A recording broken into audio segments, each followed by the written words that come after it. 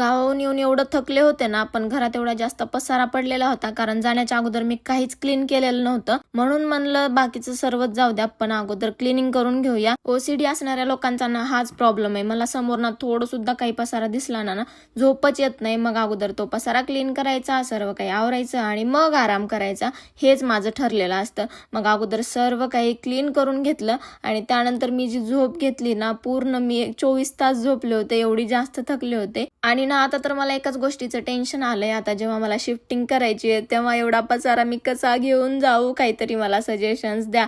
मोठं सामान तर मी मोअर्स पॅकर्स लावेलच, पण बाकीचं सर्व हे छोटं मोठं सर्व काही आवरायला ना खूप जास्त अवघड जाईल, कारण सर्व व्यवस्थित नीट ठेवून द्यायचं, परत काही तुटलं नाही पाहिजे, फुटलं नाही पाहिजे, त्याची काळजी घेणं हे सर्व खूप अवघड जाणार आहे. आणि बरेच जण विचारतायत का सोडतीये फ्लॅट, तर काही चांगलं होण्यासाठी काही मागे सोडावंच लागतं. सो आहेत असे चांगले चांगले कारण, ते कळतीलच तुम्हाला. आणि मी ना पोतं भरून कांदे घेऊन आले होते, त्यासोबत आंबे पण, तर ते सर्व काढून ठेवायचं होतं. मग सर्व काय काढताना एकदम रात्रीचे 6 वाजले होते. 6 वाजल्यानंतर मग मी आंघोळ वगैरे केली, जेवण पण बाहेरूनच मागवलं होतं आणि ते खाऊन डायरेक्ट जे झोपले ना, दुसऱ्या दिवशी दुपारी 2 वाजताच उठले होते. गरमी तर एवढी जास्त झाली ना, काम करून पूर्ण आंघोळ केल्यासारखंच अंगातून पाणी गळत होतं. इकडं बघा. Thank you so much for watching. Okay, bye.